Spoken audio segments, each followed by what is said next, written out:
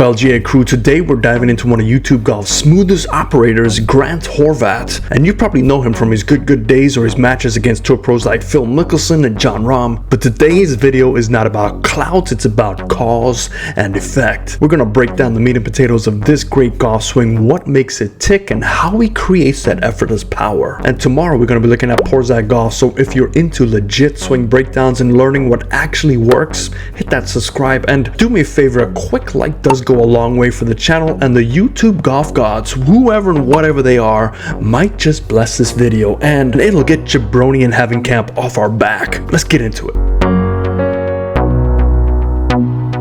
Thank you so much for these great people on the screen here. They are supporting our channel to bring you more education like this. If you are interested in joining the crew, come on down. The link is in the description below. Okay, we got Grant on the screen, and look at that swing. It is just phenomenal. So smooth, so little parts moving around. We're gonna look at the cause. You know what? This should be a short video. You gotta be young, strong, arms like Gumby. See you tomorrow, favorite. No, I'm just joking. This is a wedge on the left side and the driver on the right side. And look at the same tempo. You don't see the driver swing all of a sudden jumping up all over the place like most of us do, including myself. I try and get too fast with the driver. So look at this. You can put it on a stopwatch and the same sequencing. Now we're going to take a look at the difference between the wedge and the driver, what you can look at home, and what the goal of the club is. Once to hit down, once to hit down. What does that say on the bottom of his shoes? Coat? What's a coat? Goat. Maybe. All right, so I'm the coat, he's the goat. All right, we got to make a new character now. But we talked about yesterday holding your spine angle. We're going to look at the way he holds his spine angle. We're going to look at the way he sets up to allow him to do this with his body mechanics. And then we're going to have a face-on driver along with the down-line driver. Look at his driver cause and effect. But let's get going. I'm going to draw the lines with magic. Okay, just like that, we have some magic involved at the LGA. So we have OG Barney Purple giving you that spine angle, Mellow Yellow's giving you the back brace line, and Ivan Red has got the circle around the head. Now, those are probably the two most important ones we're going to look at today for him to see how he holds his angles and his posture at impact. And then finally, we have Gumby Green showing you the lower and upper plane lines. Now, just remember that I don't put these lines in for any other purpose other than cause and effect, to kind of show you what you need to look for in your golf swing. So first of all, let's let this play while we talk about this. Now, obviously, with the wedge, we have a sole that's designed differently. We have the bounce we have to utilize, and we have the leading edge we're trying to drive into the ground. So we're looking for less tilting, a little bit more rotation at impact, while our body is moving more left, so the center point will be ahead of the golf ball. Driver, we're doing the almost opposite. So we're going to flatten out quicker. We're trying to swing more up. We're not digging down. So we're going to look at the cause and effect and how he's able to utilize this. And we see right away on the right side of the screen, we can see a little bit more of a closed stance. This might allow him to come more from the inside because he does a really good job of reconnecting from the top. So let's go from the start of the swing here and let's just go look at straight at impact. If I can get my glasses right, bam, right there. So what do you notice? Do you notice much of a spine loss? Do you notice that back brace line being right there? And look at the head. The head is working down. So this is probably a good example of somebody that does use his ground forces down to up, as well as rotation. So we can see that this could be a really powerful swing. And the face on, we will definitely know what type of grip he has, but I believe with the driver it's slightly strong, but we'll make sure that when we get the face on. So this is something you need to look for at home. With the irons, you definitely want the hands and arms to hang down a little bit more naturally, so they're just hanging from your shoulder sockets. If you do find yourself reaching or too close to it, this will either create some compensations that you can counteract each other and get away with it, but keep things relative. For most of us at home, we want to try and keep things as simple as we can. So the less compensations you have, the better. Now with the driver, because we are standing a little bit taller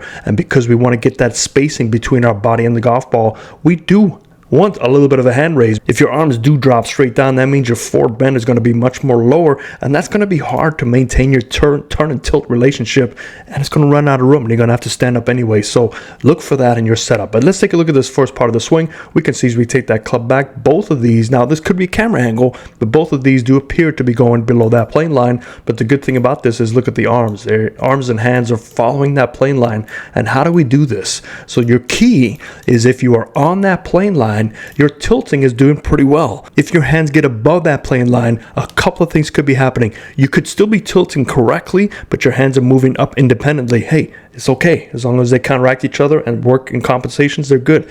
Another option is you could be losing your tilt. So your left shoulder could be coming a little bit higher, which will bring your hands up higher. The opposite happens for if you're below the plane. You could be adding too much tilt and your hands work their way inside. You could be turning too much to pull your hands inside. But again, it doesn't matter as long as you find a way to compensate it in your downswing, and that's all about compensations. Can you repeat them enough so to give you some consistency? And that's the goal, and it's always about your misses. So far, we're looking pretty good. We see our shoulder tilt is doing a pretty decent job on both of these. We're losing a little bit more on the driver just because he does need to come from more on the inside, so it does help to lose some shoulder tilt because that actually lowers your right shoulder at the top of your swing. So when you do drop down in transition, there's less of this having to happen. So look for that in your driver too. It's okay to lose a bit of shoulder tilt. Once we get to the midway checkpoint, we can see both of these do a really good job of keeping everything out in front of the chest. And this is the old one-piece takeaway. Now, it can work great for some others it cannot. I notice the older I get, the less flexible I become.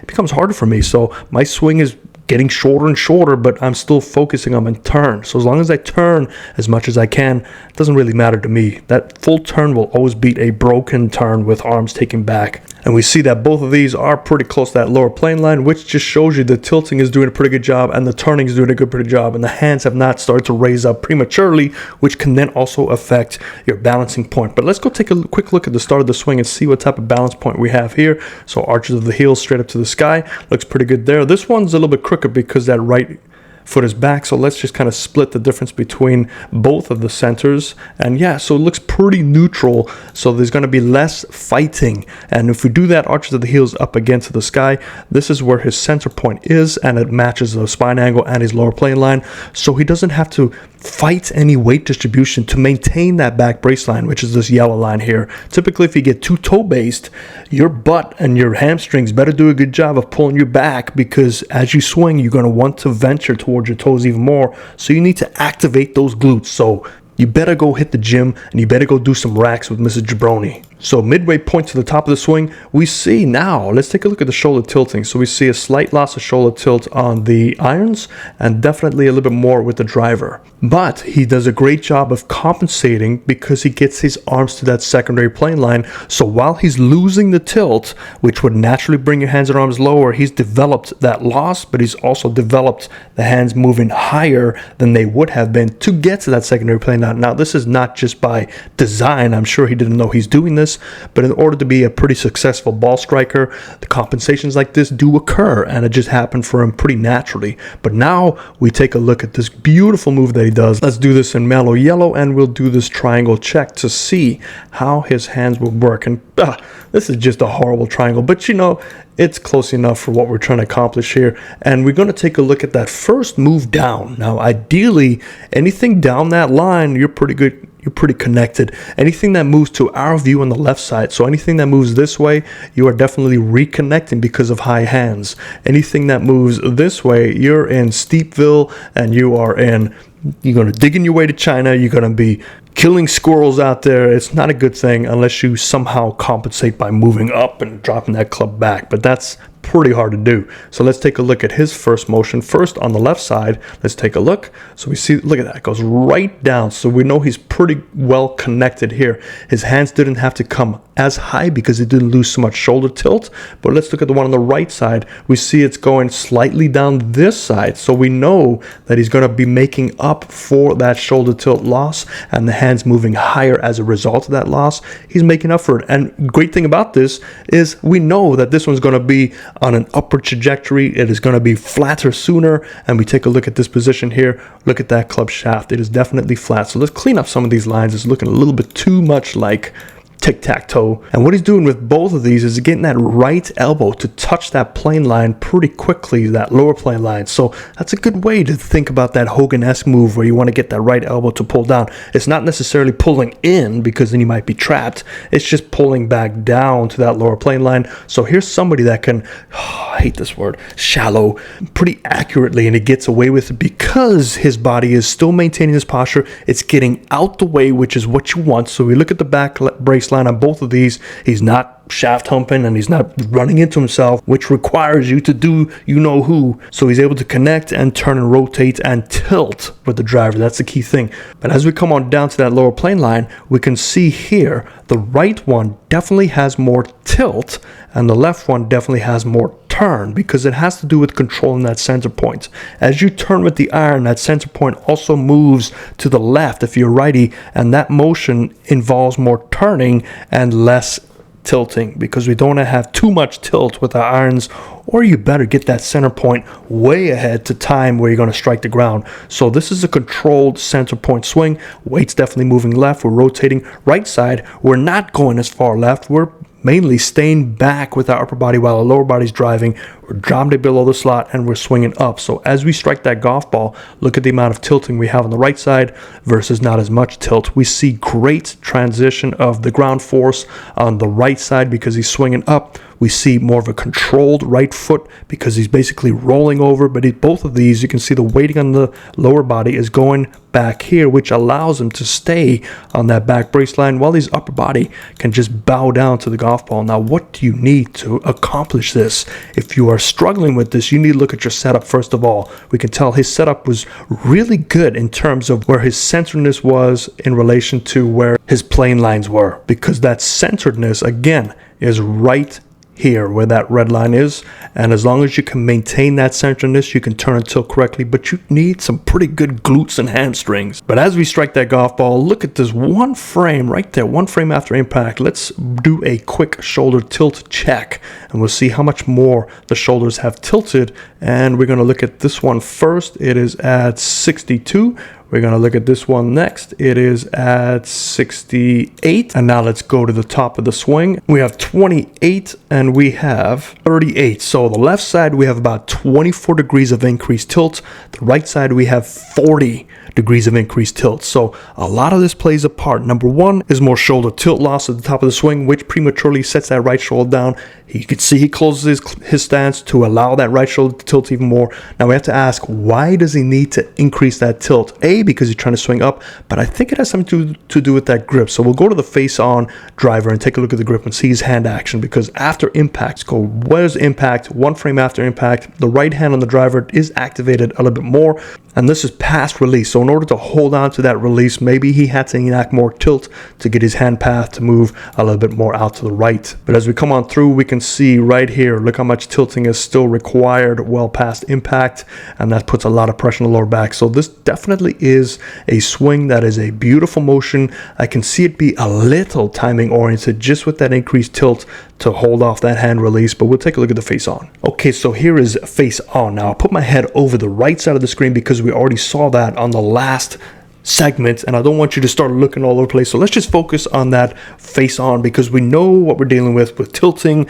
with the rotation, and with the right foot back. But let's take a look at what is happening specifically at the start of the swing. So we have now, let's look at our tilting versus the center of the chest. Look at that great connection with the hands, so pretty solid there. And what we're going to look at is this forward press relative to that tilt. So we don't have much of a forward press going on. I've seen a lot worse. So if we look at our two circles, you have the club shaft creates a circle and your spine angle creates a circle. You can see that the spine angle is promoting an upward strike, and the driver angle is at least promoting a level strike, which is good. So I've seen some people where they try and get that forward press too much. That club is over here, that club is pointing down, so we have to let go of it somehow. We either start accentuating our tilting, we start moving back to hold on to the angle, or we, you know who, buckark. But we're going to keep those lines up just for giggles, and let's draw one more on the right side to see that motion. So we do see a great turn, no sliding and turning. And what is happening here, top of the swing, we see hands are definitely higher because we see that gap in between the shaft and the head. And we take a look at the turn. We have a great amount of turn. Let's do this in Barney. What are we talking about? We have a great turn, and we see that club shaft is nowhere near to forming the T of that turn, so it is definitely connected to his rotation. And another great thing is, look at that spine angle, the new Barney, it is matching the original setup line, so we don't have any of this going on to compensate on the way down. Now let's take a look at the sequencing. So there's our impact line. Let's see what touches that first. It is knees first, which is great, and the hips should not get to there, because at this point they're going to start turning and maybe pulling further away from the target. But look at this. We know we're coming from the inside. We know we have a great angle here. Phenomenal angle. As we strike it, we get down into it, and there goes those hands. And we see from this point, let's delete these lines. Watch the hands. They do definitely roll over. So we're going to see that grip. So let's look at the V. One V is pointing just to his right side. The other V is pointing a little bit stronger. So I would classify this as closely neutral, but there is a tendency to be a little strong. And let's take a check to see the timing. So if that's his shoulder tilt, his hands are slightly behind on the right side. As we come on an impact, the hands are still slightly on the right side there. So typically we see this in LPGA players where they really have to rely on their rotation. We know that right hand does connect to the body and it stays on the right shoulder as we strike the golf ball. But we take a look at where they possibly could be if this was a more connected swing. We take a look, that's that impact. The hands are lagging a little bit behind. So usually when they lag, they're releasing and they're slowing down that hand speed. But right after impact, they do catch up to that tilting. So we do see a little bit of this final second timing, which could explain why every now and then he might have some issues with his driver, but it's still a very, very solid swing. So what do you think of this swing? Is it what you expected? He seems like a great guy. I haven't really watched much of his stuff. I've seen some stuff pop up every now and then. But hey, man, kudos to him. He's made a great living on this. He doesn't need to go play professional golf. That's the future right now. You get a bunch of people following you, and you just go play golf and have some fun. So don't forget tomorrow, Porzak Golf. We're going to have some fun tomorrow too. But other than that, guys, Paris and greens.